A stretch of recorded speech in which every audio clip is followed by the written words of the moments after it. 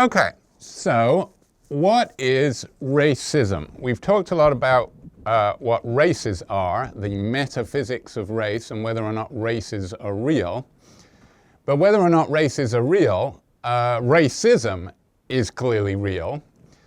But there's still disagreement about what counts as racist. And for example, you will see conservatives mocking the left for claiming everything is racist, according to conservatives. And there are always, you can always find one example of something being claimed to be racist that seems like way over the top to claim that. An example from Britain in the 80s was there was a particularly radical council, local council in London, I think it was Hackney, that changed all of the trash bags from black. They said it was racist to have black trash bags. And of course that seems wildly over the top. And it seems like if that was racist, which it seems unlikely that it is, that should be way down on the list of things that we tackle. You know, get fair housing dealt with first. So then, what is racism? Obviously, conservatives are going to want to say that racism is kind of small and localized, and that there are racist acts, but that they are, you have to rise above a certain kind of threshold. It has to be really nasty stuff, and it has to be motivated by hatred. That kind of view, even though I wouldn't say that Garcia is a conservative or right-wing, but he defends a view that certainly I think would be amenable to people who want to restrict racist acts to, you know, the kind of thing that you see, like lynchings and things like that, things that are clearly, everyone can agree, are horrific acts of racism. So we'll look at Garcia second, but first we're going to look at a discussion by Kwame Anthony Appiah. Actually, you might pronounce it Anthony, because I believe he's English, or he was. He comes from England originally. And his theory of racism is that the term racism is sort of a loose grab bag of things that need to be intellectually distinguished, not all of which are wrong. So Appiah and Garcia disagree right from the beginning, because Garcia is saying we're going to reserve the concept of racism for things that are by definition wrong. So whatever racism is, assumes Garcia, it's going to be wrong. And that should sort of guide our thinking about racism, that if we find our analysis of racism should show why it is wrong, but it can never show that it isn't wrong, because racism is by its definition wrong. For example, then, racism would be like a concept like murder or sin. These are things that are definitionally, essentially immoral. Appiah doesn't believe that. So Appiah is going to say, well, first of all, he says the term racism is loosely applied, and we're going to distinguish various strands, not all of which will be necessarily wrong. So first of all, he says you can divide racism into kinds of belief and dispositions, beliefs and psychological dispositions. Let's start with the beliefs. So, first of all, there's two kinds of beliefs. There's what you could call descriptive and normative or prescriptive or moral. So the descriptive belief he calls racialism. And this is just the belief that, so he reserves this term racialism for the belief that there are races and that there are racial essences. This is what we've been discussing up to this point, the idea that there is some core essence that all members of one race have and that all members of a different race lack, and they have a different one. And this essence explains, in some sense, the markers that we take as indications of race. Now, we've noted that skin color, for example, is not a good marker for race. You can get very pale-skinned people who everybody agrees are black, who are paler than, people that we agree are white. I mean, for one thing, you can have African people with albinism, so they are, literally paler than white people because they have no melanin. But everybody would agree that they're still black. So skin color, of course, while we take it to be a marker of race, is not what makes race. So what makes race, say the racialists, is this inner essence, whatever it is. Now, what Appiah says is, I believe that this belief is wrong. Wrong in the sense of incorrect, not wrong in the sense of immoral. Now, it can lead, and it's certainly hard to be the bad kind of racist without having this. So what he would say is all immoral racists are also racialists. But it's not essential to be, being the bad kind of racist doesn't necessarily follow from being a racialist. So racialism is a belief that is not immoral in itself to hold it. You can be a racialist without being bad, says Appiah. So someone like Garcia would say, well then racialism can't be racism because racism is by its definition wrong. All right, the other group, the kinds of moral beliefs that Appiah is concerned with, he divides into two categories. And both of these he calls racism. Extrinsic racism is the idea that the races track morally relevant differences. So, for example, it is part of the racist legacy of the United States that that whites in slavery times regarded black slaves as inherently lazy. Whereas looking back, you can see that what white slaveholders regarded as laziness was justifiable rebellion against being enslaved. So the people that were regarded as the laziest were probably those with the strongest wills who were willing to risk being beaten to refuse to work hard for their oppressors.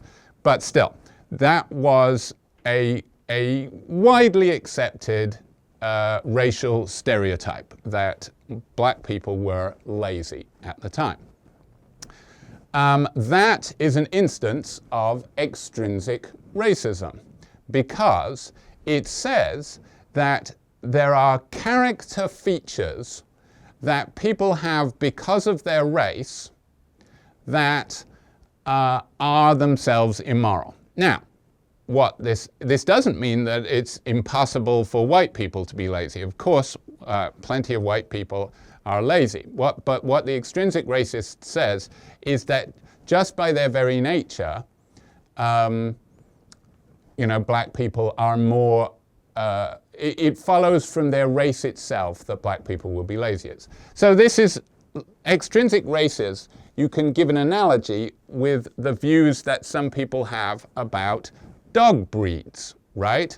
So people talk about dog breeds and say that, you know, pit bulls, for example, are naturally aggressive, or, the herding dogs like a collie are naturally intelligent, things like that. Beagles are naturally naughty. I've heard that one. And we had a beagle that seemed to confirm that, or at least my grandparents did. But, you know, you hear this all the time. They attribute sort of character features to certain breeds of dog. Extrinsic racism does exactly the same for races. It says that they are certain features. So, for example, you know, if you have a pit bull and young children, some people are going to look at you like you're a bad person because pit bulls are dangerous animals. Now, of course, what owners of pit bulls tend to say is, no, they're not. You know, they're just, you can have very loving pit bulls. Sure, pit bulls have distinctive physical features that you can tell them, but they don't have sort of characters that are determined by their breed. And in general, I mean, it makes more sense with dog breeds because dog breeds are entirely artificial. They're the results of human beings taking wolves and then force breeding for certain traits. So like a dachshund result because, you know, humans took short-legged dogs and made them breed together and more short. And of course it involves an awful lot of incest because you take the children of your short-legged dogs and have them breed, which is why purebreds tend to have all kinds of health problems and not live as long as much. Anyway, it almost makes sense with dog breeds, but even then, you know, you can have dogs of the same breed can have widely different personalities. So extrinsic racism is this idea. Now you can see why this can be used to justify treating people of different races differently, because you can say, you know, I am not treating you differently because of your race. I'm treating you differently because of a side effect of your race, but I am judging people on whether or not they're lazy. I don't see color, but I am judging people on whether or not they're lazy. And it so happens that I know statistically you're more likely to be lazy, and it's okay to treat people differently because of whether or not they're lazy. That's perfectly justified, particularly in hiring or something like that. That's not immoral. So you can see why extrinsic racism is a good justification for treating people differently without appearing to be, you know, to have hatred in your heart or anything like that. But what Appiah says is that extrinsic racism has been behind some of the worst atrocities. Like there's all kinds of stereotypes about Jews that the Nazis used to justify the Holocaust. They didn't say we're just rounding them up because well, they said that too, but the way that rounding up Jews was justified to the German population was that they're dishonest and things like that, which of course, if it's perfectly justifiable to round up dishonest people, that's what you do, that's what prisons contain, is people who are criminal. And what they claimed is that, well, we have this handy shorthand way of identifying them by their race. So that's extrinsic racism. It justifies treating people differently for reasons that, if they weren't attached to race, would be good reasons, sometimes. Intrinsic racism is to say, I'm going to treat you differently simply because of your race. Not because I think your race is associated with laziness or anything. As far as I know, it isn't. I'm just going to treat you differently because you're a different race from me.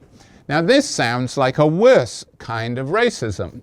But what Appiah argues is that this one is more easily justified, or at least the way that intrinsic racists can defend themselves is by drawing an analogy with families. So, it's certainly true that people think they're justified in treating members of certainly their immediate family, better or at least differently, not always better, because you can, I could scold my children if they misbehave in public, but I'm not necessarily allowed to scold your children if they're misbehaving in public. That's not my job, that's your job. But certainly that we have this special bond with members of our own family that allows us to treat them better. Like, for example, I should buy my children Christmas presents at Christmas, but it's not normally taken that I have any kind of obligation to buy your children Christmas presents because, again, I only have to do it for my immediate family. So we are very familiar with the idea that there are special obligations and special dispensations that you have with members of your own family. And intrinsic racists love to draw this analogy with family, saying that race is like a family. And Appiah quotes, for example, the founder of Black nationalism, saying that that we have a duty as a family to treat members of our own race better. So the thing about intrinsic racism is it can be put to ends that seem good, just as you can present family preference as a bad thing. For example, if there was no social safety net and people just had to rely on their families, well, this would be a terrible thing for the orphans, right? They would just rely on the crumbs that happen to be left for them after, the people with parents get theirs. So you can see that if people have to rely on their family members, some people are going to lose out.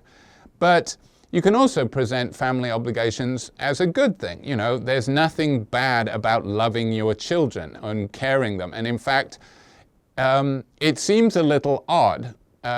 My aunt's husband, now deceased, his parents ran, I think, some kind of home for children. I don't think it was called an orphanage, but that was basically the idea. And they treated him no differently from all the other children that they took in. And this was, this was a policy that they did because they didn't want the other children to feel bad. But in some sense, he felt bad because he felt like he was missing out on something that most people get, the love of their parents. He had parents, they were there, they could show preference to him, and they should show preference to him, and if they didn't, it kind of left a hole in his heart when he got older. So the family, we do believe that they were justified in showing preference, and in fact you might even have a duty to show preference to your family members. And that can be a good thing. Family love can be a good thing.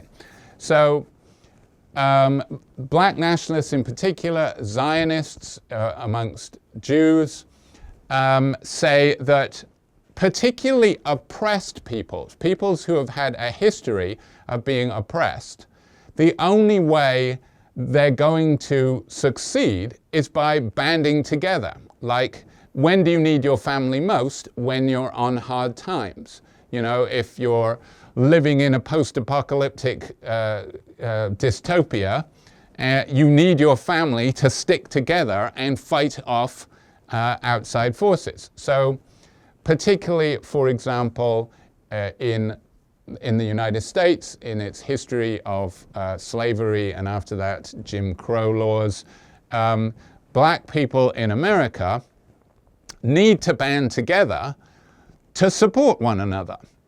And this is a kind of intrinsic racism where one black person would regard themselves as having a duty to help other black people that they do not have towards white people, for example, ignoring other races, but because of that history.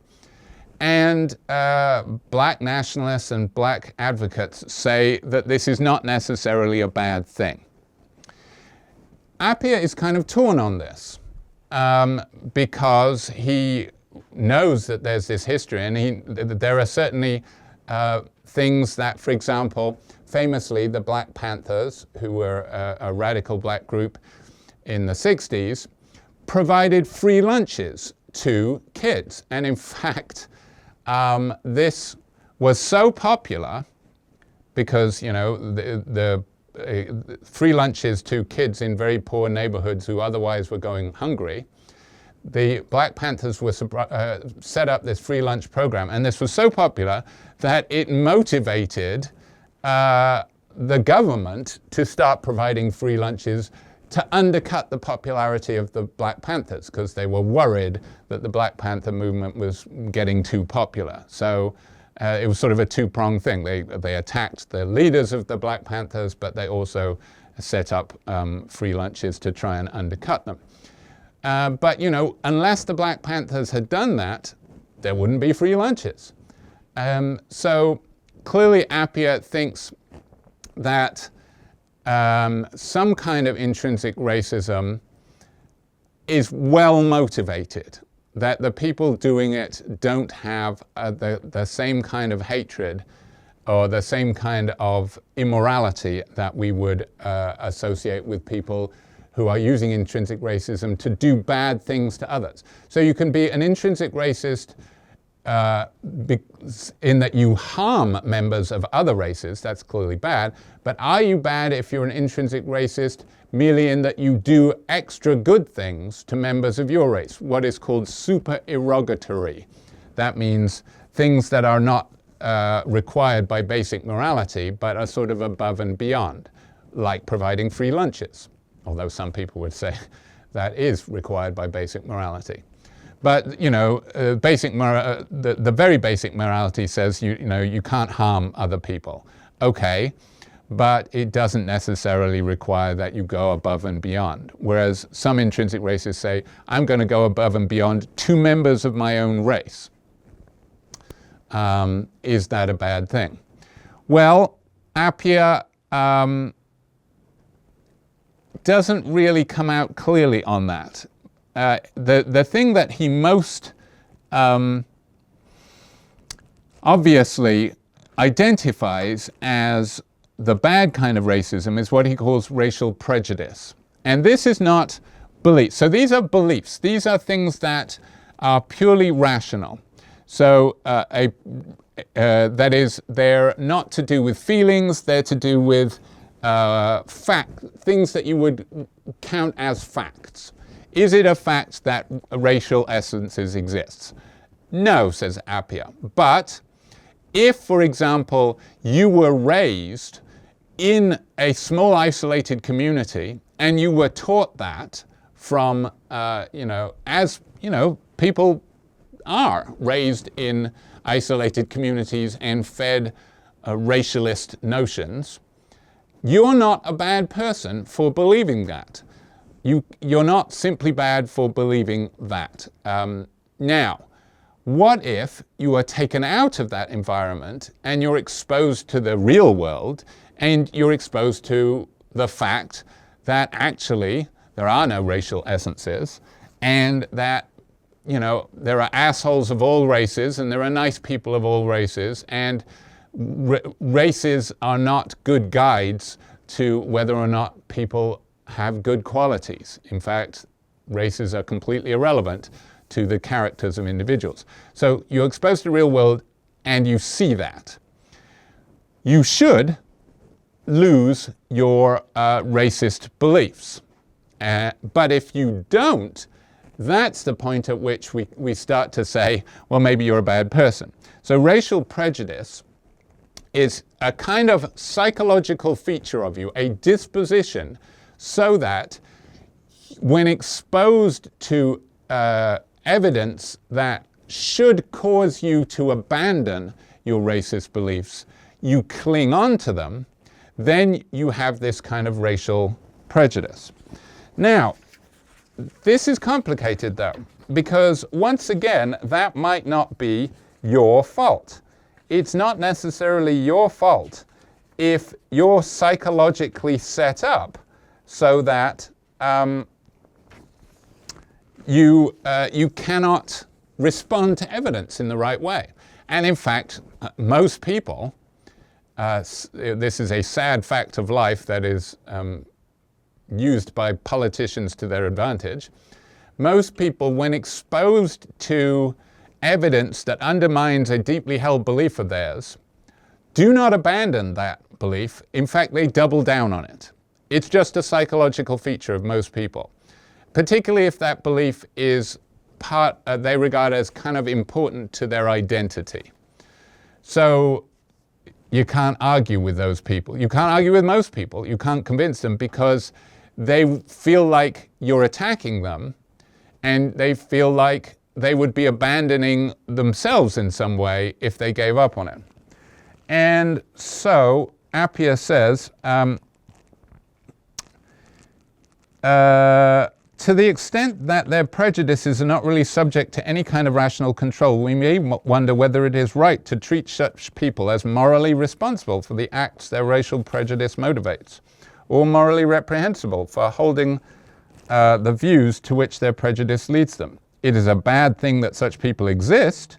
They are, in a certain sense, bad people, but it is not clear to me that they are responsible for the fact that they are bad. Nevertheless, they're dangerous because they might be motivated to hurt people of other races. So it's not necessarily to their benefit that we say, well, they're not responsible, because if you're not responsible for your actions, you're like a mad dog, and you should be locked up, not imprisoned and punished, but locked up like in insane asylums, because you are dangerously incapable of living in the real world and responding like a rational individual. Okay, so those are the distinctions he makes. Now, how does that help us judge when something is racist? Well, he summarizes. I suggested that intrinsic racism had tended in our own time to be a natural expression of feelings of community. And this is, of course, one of the reasons why we are not inclined to call it racist. So this would be like the Black Panthers providing free lunches to black children.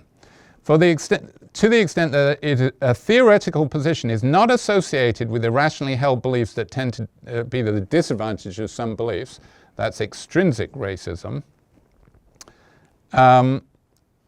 then it fails to display the directedness of the distortions of rationality characteristic of racial prejudice. Intrinsic racism may be as irrationally held as any other view, but it does not have to be directed against anyone. So it can be like favoring your family.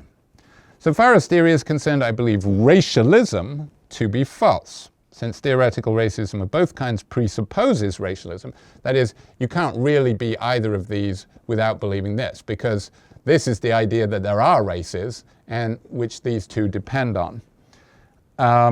I would not logically support racism.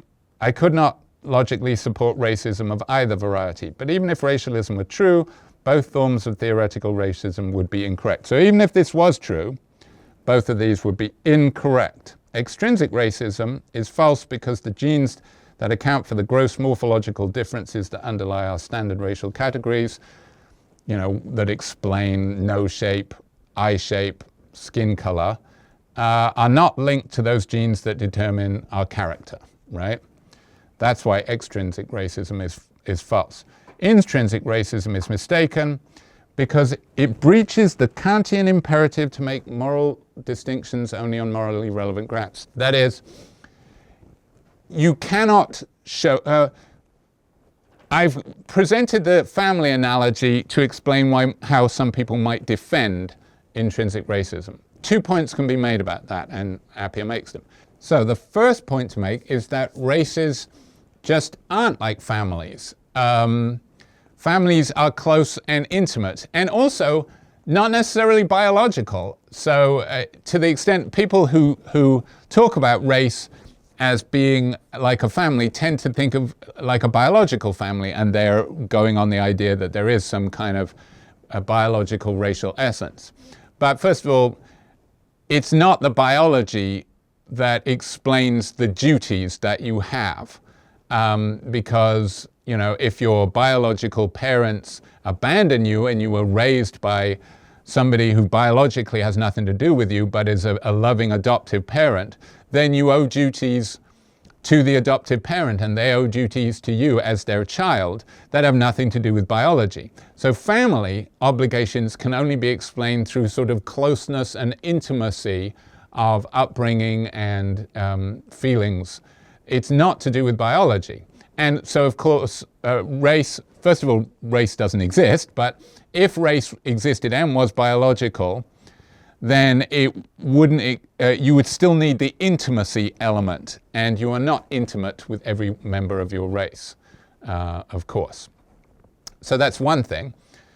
But the other thing is, in public life, you're not allowed to favor your family. The very phrase nepotism is given to the vice of favoring your family when you shouldn't. So in most cases, certainly in public life, laws should not be nepotistic. People, for example, shouldn't appoint their family members if they're in the White House. That's wrong. That, of course, what he's talking about when he says it violates the Kantian imperative, Immanuel Kant's moral theory, it stresses very much that our duties to other people are based on their status as rational agents, that is, beings capable of making decisions on the basis of rationality. It's not based on any biological features of them. If we discovered aliens like E.T., who are clearly capable of making rational decisions, we would owe exactly the same moral duties to them because of their rational abilities, not because of any biological similarities, because we don't have biological similarity. So he says that's what's wrong with with intrinsic racism. It's just gets morality wrong. All right, now, all of this is kind of intellectual. It is to do with beliefs, like facts, or, you can't call them facts if they're false, but you know what I mean, and a psychological feature that is associated with beliefs, tendency to believe things. There's no discussion here of feeling, of hatred or fear or anger or anything like that we tend to associate with the worst kind of racist behavior. This is where Garcia comes in. Garcia, in fact, you can think of Garcia as a rejection of analyses of racism that think of it in terms of beliefs. And in fact, I haven't given you a Garcia article to read, in part because he writes very long articles that are kind of long-winded and hard to follow, and his views are very subtly expressed. So what I've given you is Tommie Shelby's response to Garcia that begins by a brief summary of Garcia's views, which doesn't really do justice to Garcia, but, this is an intro-level class. Okay, so what Garcia, Shelby does a good job of explaining why Garcia might be opposed to belief-based analyses of racism. He says, it would appear, why then is Garcia so adamant about rejecting belief-centered accounts of racism? I think part of the explanation is to be found in his commitment to the immorality requirement. Okay, we've already said that. That is Garcia's view that whatever racism is, it's wrong by definition, like murder. Murder cannot be good. Murder is like killing, that is bad. Now, killing can sound bad, but of course killing can be good. You can even have mercy killing. That's what euthanasia is. So killing is a morally neutral concept. Murder is not a morally neutral concept. It is bad killing. It is immoral killing. So what Appiah seems to assume is that racism is like killing. You know, it's something that is often bad, but not necessarily so, and it might be defensible in some cases. As, for example, he would argue possibly the intrinsic racism where you act to help members of your race because they've been victimized by the rest of society or by, other races. Then you are not bad in the usual way, certainly. You might be mistaken, he believes, about what morality requires or what morality is, but your motivations seem to be good in the same way as somebody who loves their child more than their neighbor's child. You wouldn't condemn their motivations. All right. Whereas Garcia says, no, whatever racism is, it's essentially wrong. So part of the explanation for Garcia being so opposed to belief-based accounts is his commitment to the immorality requirement. His reasoning is something like the following. If racism must always be morally wrong, and racism is primarily a matter of having certain beliefs, then it must be possible to be held morally blameworthy for holding certain viewpoints. This conclusion, however, seems problematic on at least two grounds. First, it would appear to commit a category mistake. Beliefs aren't the kinds of things that can be immoral. So merely believing something, it seems it's hard to label that as immoral. And of course, Appiah allows for that when he says, imagine somebody raised in an isolated community who's fed the most despicable racist beliefs. Are they bad? No, it's not their fault because they're just believing what they're told. And there's nothing wrong with believing stuff in the abstract. There can be something wrong with believing stuff when you are in a position to know better.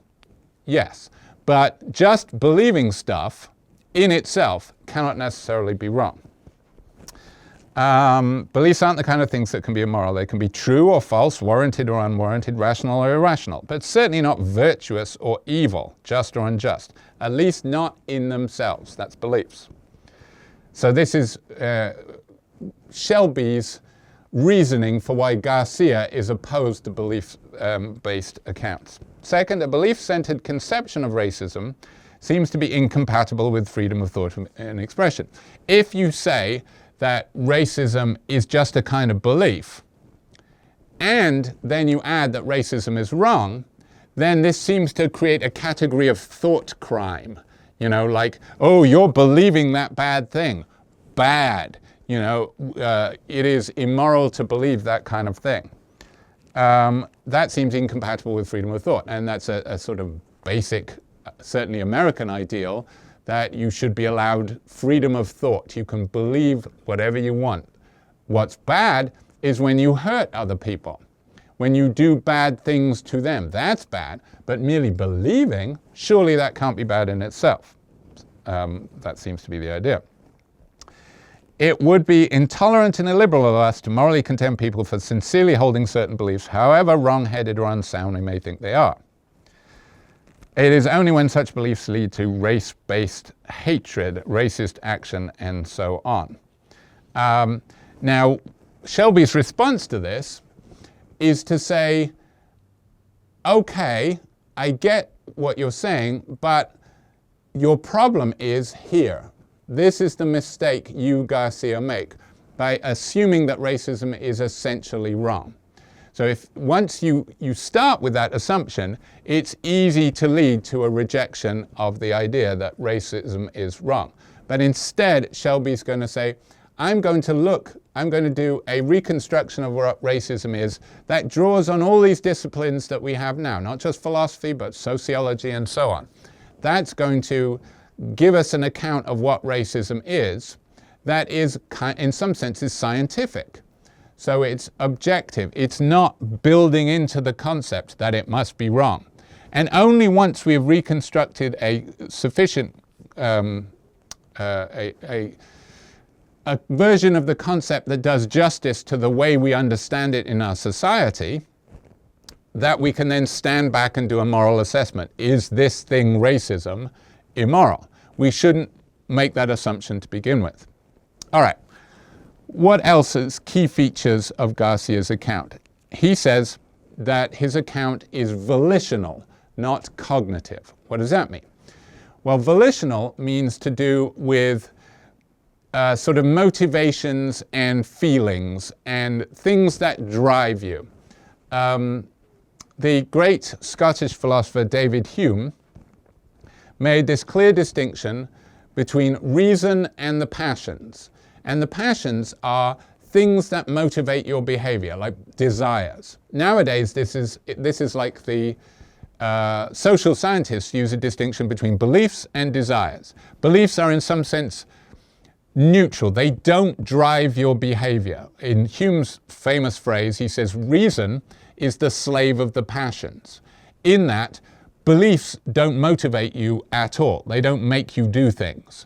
What makes you do stuff is your sort of inner drives, your passions, your desires, your wants, your sort of the things, the things that get you hot-blooded. And Garcia is saying, Appiah's made this mistake of locating racism in the beliefs. Instead, it should be in the other elements, the things that drive us. Because what do we care about? When do we think racism is bad? When people do bad stuff. So where the rot of racism must be located is in the sort of motivation, the driving force to behavior. That's where racism is. So racism is in the passions, the volitional element. And you can tell what drives people by their behavior. People can say, I believe something, but the real way to tell what is in them, in their core, is what they do. So to be a racist is to be driven to do bad things. Now, this is not quite the same as locating racism at the level of behavior. It's locating racism at what's driving the behavior. So, for example, you could be a paralyzed racist. You could, if you were unable to move, you could sit there seething, saying, I want to commit racist acts, I want to assault people of different races.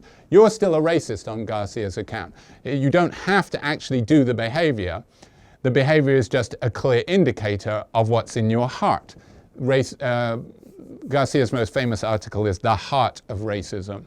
That is, he's saying, using the old analogy of your heart is what drives you, where your passions and feelings are, rather than the head. So Appiah, racism is the head. Garcia, racism is the heart, is the idea. And this gives an infection model of racism. So there's a lot of discussion these days about the idea of institutional racism. Will there be much discussion going forward? Not if the Trump administration has its way, because this is part of their whole drive to get rid of all DEI. And also this Christopher Rufo guy who wants to get rid of critical race theory. And one of the core ideas of critical race theory is institutional racism, that racism can be embedded in our institutions.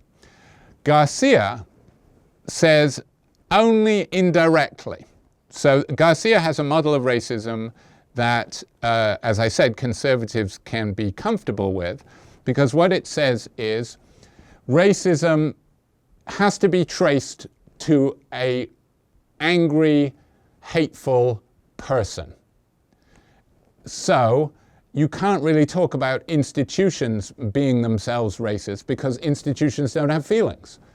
Now, institutions can be driven by racists. So, for example, you can say that the justice system, insofar as the justice system is racist, it's because of bad apples. People driven by racist cops, racist judges, racist prison wardens. That's the racism.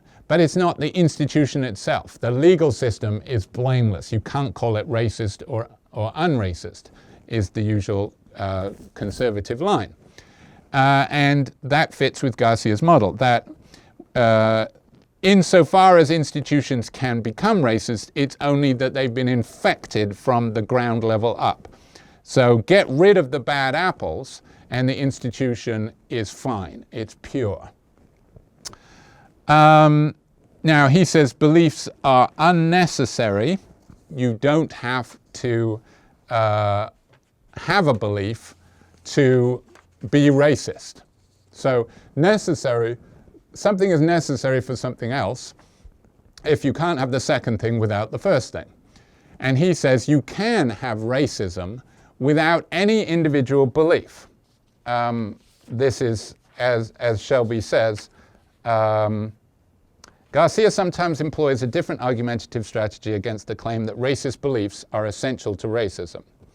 The basic move is to take some specific racist belief, for example, that whites are superior to blacks in some important respect, and then show that a person need not hold it in order to be a racist, provided that he or she has racist motives and sentiments. So so Garcia says you can have racism without any specific racist belief. Shelby's response is, okay, you can kind of do that if you pick on the beliefs individually. But you can't, what he denies, so Shelby is sort of, is responding for the belief-based race account of racism. His view is not necessarily the same as Appiah's, but he's certainly saying that beliefs are essential. So he says, okay, you can take a single racist belief and come up with a racist action that you can come up with an example of someone who is racist without holding that specific belief. But what you can't do, says Shelby, is come up with an example of somebody who is racist without having any racist beliefs. You can always do it if you pick on them individually, but to make this claim that racist beliefs are unnecessary, you would have to come up with an example of someone acting racist without believing any of these racially based ideas. And he says that seems to be pretty much impossible. Garcia, for example, says that maybe you can have racial animosity where you just respond to people of different races without having a clear idea in your head. So, for example, maybe this is an analogy, again, to do with pit bulls or dogs. There are dogs that can be trained to be aggressive to members of a certain race. There was a movie by a famous pulp film director, I think it's Sam Fuller. Yeah, was that him? Called White Dog. And it was about a dog that had been trained to attack black people. Now, does this dog have any racist beliefs?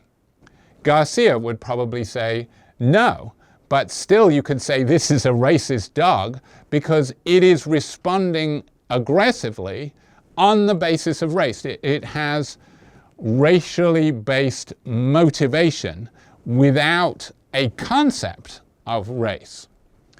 Now, I think what you would have to say in response to that is, well, the dog has picked up on certain similarities. It probably isn't going to respond to races as we understand them. So this would be a dog that is violent to people that are similar to the people that they were trained on. But if you have somebody, for example, who is very pale complected or dresses and acts like the owner, then probably the dog wouldn't respond in that way. So that is not real racially based animosity. That's animosity to people similar to the ones that this dog is trained on. But their notion of similarity wouldn't track race. in order for someone to be a race, they have to have a racist. They have to have a concept of race.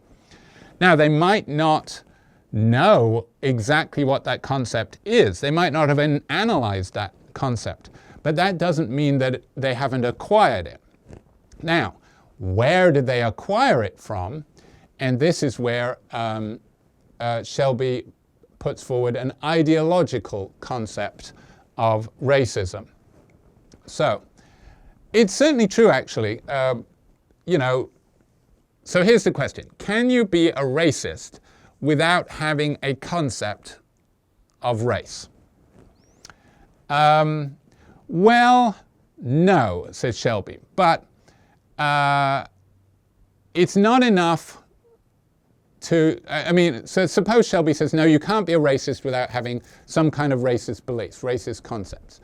And then suppose someone like Garcia pushed back and says, I'm going to ask all these racists to define race. And you're going to find out that they can't do it. And in fact, this reminds me of an example of a guy who was a member of an internet-based, he was a member of a white supremacist group and would regularly post in white supremacist chat rooms, like Stormfront, I believe was the name of one of them. And he eventually gave up his commitment to white supremacy when he realized that all of the attempts to define what it was to be white made no sense. And that, so essentially, what we've looked at, analyses of races, that there's no definition of what it is to be right that makes any sense.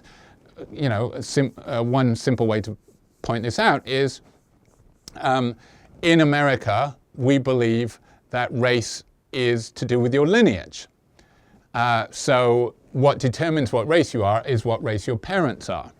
But of course, then nobody could ultimately know anybody's race, because to know what race your parents are, you have to know what race their parents are, and to know what race they are, you would have to know what race those parents are.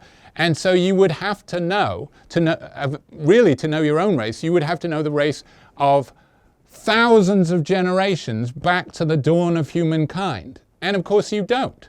So nobody could know. And of course, if the anthropologists and paleontologists or whatever are right, we're all descended from people in Africa, a specific part of Africa. So we would all be of the same race. So, and that's on the version of race that all of these racists agree to, the inheritance view of race. So, this guy figured that out and stopped being a white supremacist. So that seems to be an example in support of what Shelby is saying, that there has to be some beliefs before any kind of feeling can be classified as racist. And so, for example, he gives a nice little case of where he says, Stephen is white, Andre is black. Stephen dislikes Andre. Is this racist dislike? And he says the only way to determine whether or not this is racist dislike is to know the reason for the dislike, to know the beliefs that Andre has. And if Stephen hates Andre is because Andre's stolen his girlfriend, that's hatred of a white man for a black man that doesn't seem to be racist, because it's just jealousy. It's to do with, it's a love triangle. And he says you can even have race-based dislike that is not racist. And he gives the example of Peter X, who maybe he would be like Sean King, who is a white radical who regards himself as an ally of the Black Liberation Movement, hence the X, I suppose. But he is white, who dislikes Andre. And his reason for disliking Andre is that he regards Andre as betraying his race by dating outside of it. Now, I think that's borderline racist. That's certainly playing with the intrinsic racism ideas, But it doesn't seem to be the kind of thing that Garcia would be comfortable as identifying as race, because it doesn't seem to be hatred motivated by dislike for people on their race. Peter X dislikes Andre, but not, and dislikes Andre, and his reason for disliking him has something to do with Andre's race. But he doesn't hate all black people because they're black. In fact, he would regard black people as probably, he likes them perhaps better than most white people. So you can even have race-based dislike, which seems to be at the core of Garcia's account, that is not racist. It's certainly not in the way that we would normally understand. Okay, so what does Shelby offer? Shelby says, look, there are a lot of people who are racist in Garcia's sense. They dislike people of other races. Now, they don't necessarily have a clear concept of race, and Shelby is saying they're going to have some kind of race beliefs. And Garcia's challenge is to say, where did they get these ideas? How do you know that they've got these ideas? And this is where ideology comes in. And he's using ideology in, ironically, a non-morally neutral sense. Ideology can be used in a neutral sense, as for example, when you classify political beliefs, like communism, socialism, libertarianism, that kind of things. Those are called ideologies. But that way of classifying them doesn't say that they're all wrong or that they're immoral. It's just types of ways of thinking. Shelby's using the word ideology in what's usually called the Marxist sense. And the implication of the Marxist idea of ideology is that it's false consciousness. That is, it is beliefs that are propagated, or a view of the world that is propagated by forces in society to serve the interests of some over the interests of others. So, for example, class consciousness is the key idea in Marxism. There are beliefs that we have that we think are based on reality, but in fact the reason we believe them is because it's useful to those in power that we believe them. So, for example, Marx would say the belief that this is a free market and anybody who wants to get ahead can, and that anybody who is not succeeding is just being lazy and has failed to pull themselves up. So anything that happens to you is your fault. That belief, of course, is enormously useful to billionaires, because that means that you will blame yourself for the situation you're in rather than them sucking up all the wealth. So he says that racism, this is Shelby, is a form of ideology. That is, it's a set of beliefs that are not propagated because they're true, and they're not responding to the way the world is. They're responding to the way it is useful for certain people if you think the world is that way. And it facilitates oppression. That is, an ideology enables one group to oppress and keep another group down. Now, the thing about analyses like these is that it's easy to misconstrue them as conspiracy theory views. So, if you argue that there are ideologies that serve the interest of some groups over others, immediately most people will think, oh, you mean there's a secret society that is writing these beliefs and paying PR agents to spread them around. And they're sitting in their secret hideouts, you know, chortling to themselves and saying, we did it again, as they drink the blood of virgins and stuff. And, you know, it's like the stonecutters in that in that Simpsons episode where, who rigs every Oscar night, that kind of thing. That's not the view. The view is that these things can arise not necessarily driven by specific individuals. Certainly specific individuals can have a role in it, but it's not as if these ideas are necessarily invented. They emerge almost organically to serve the interests of the oppressors. So, for example, you can have sexist beliefs that, for example, women are weak, or like all of the beliefs that were propagated around the time of the women's suffrage movement. Go back and look at what anti-suffrage advocates were saying. And a lot of them were women too. So the other thing about this is that racist ideology can be propagated by the people who suffer from it. Do you remember there was started in newspapers, a strip cartoon called The Boondocks, and then he turned it into an animated cartoon around the aughts, the beginning of the 21st century. And there was a character that is kind of lived on past the death of the show, who was a black racist, anti-black racist.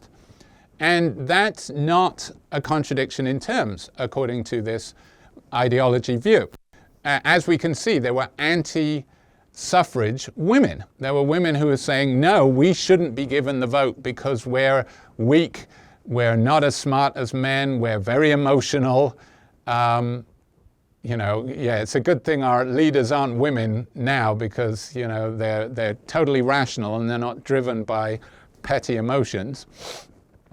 So there's you can see the analogy of a sexist ideology that propagates all these ideas that are in the interests or that serve to keep society stratified so that men occupy the positions of power and women don't.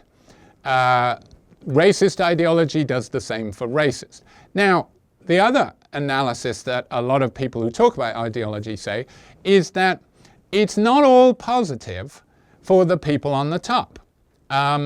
Both, and this is a key Marxist point, that in being stratified, obviously some people win, so they get more privilege, they get more power, but everybody loses because you are estranged from each other. And this kind of being estranged from your fellow human being is a loss for both sides. Obviously, the people on the bottom lose far more, and they're much worse off.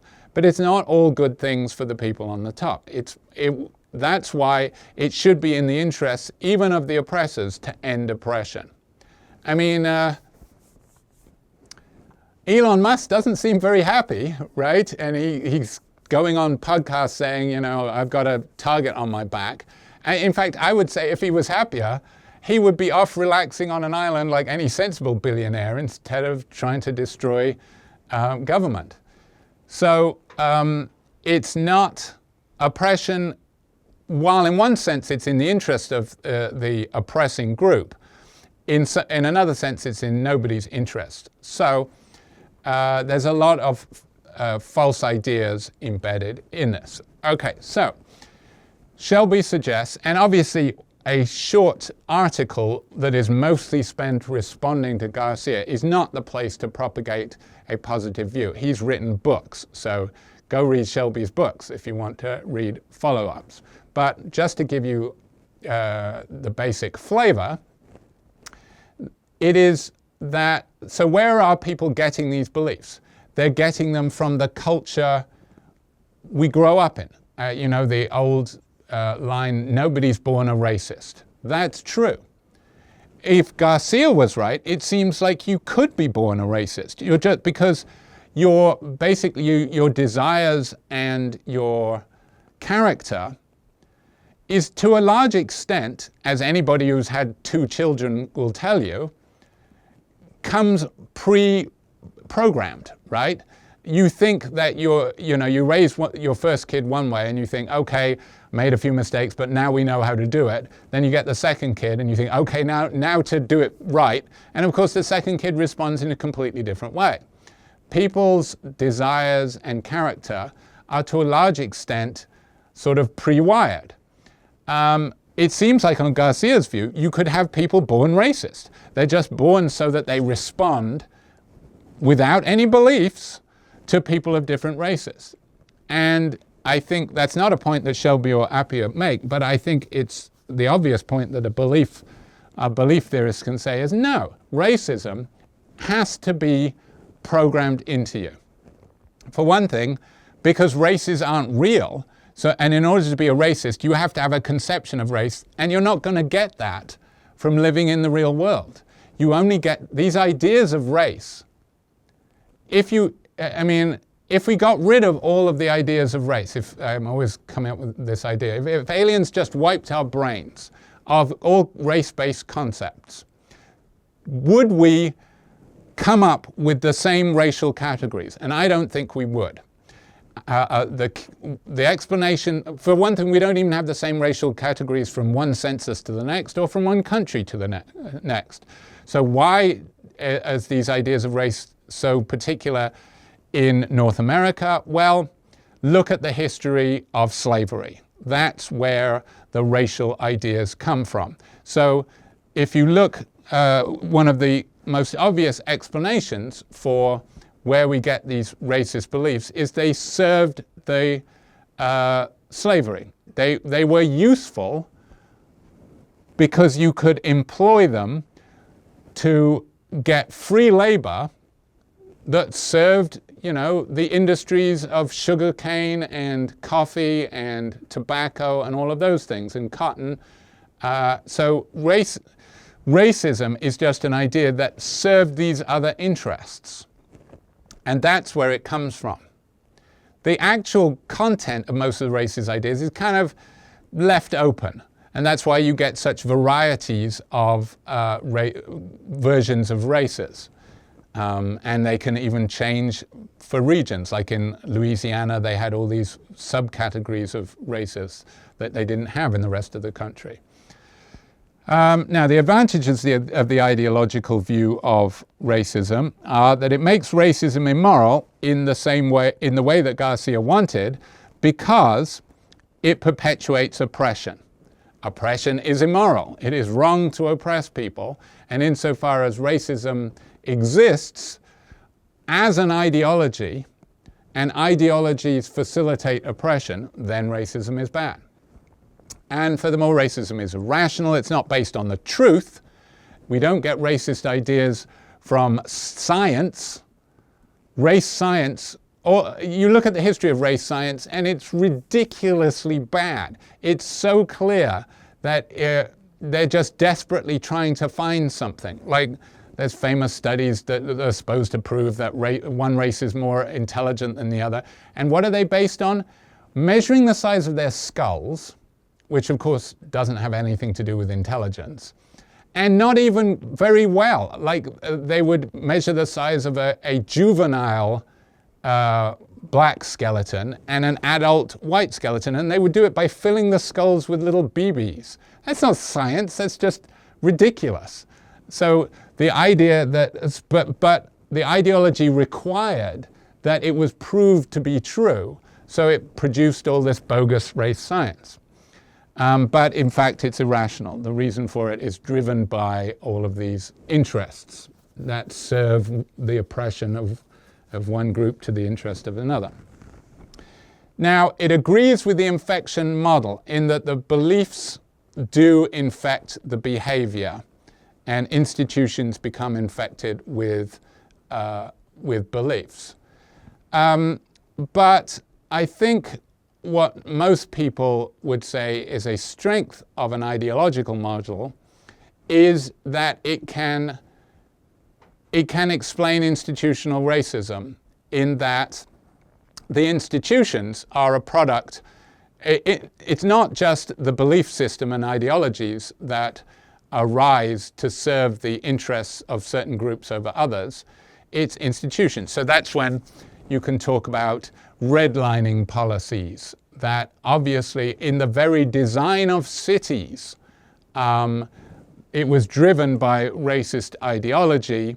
And so now, even if we all stopped being racist overnight, it's still the case that people of one race were forced to live in the bad neighborhoods, were given the shitty schools, were exposed to toxic waste dumps that were allowed to be built in the poor neighborhoods, the black neighborhoods, and not in the non-black neighborhoods, and so on. It can explain how an institution can become infected with racism, even though, of course, institutions don't have hearts, so they couldn't be racist in the narrow sense that Garcia wants. There you go. That's a potted summary of a key debate. Key debate that, if you wanted to boil it down to its bare essentials, is racism in the head or in the heart? And Shelby argues that it's the head, but obviously the beliefs then infect the behavior rather than the heart infecting the actions. It's the beliefs that infect the behavior and infect your attitudes. So again, you can't be born a racist. You are made a racist by ideology which can infect the very institutions that help shape us. So in order to fight racism, we have to get rid of the racist-making machinery. We have erected machines that make racists. They don't start out that way, but we have all of this set up over centuries to perpetuate in the interests of one race over another, and it's going to be hard to dismantle that machinery. It's been infected. That's the idea.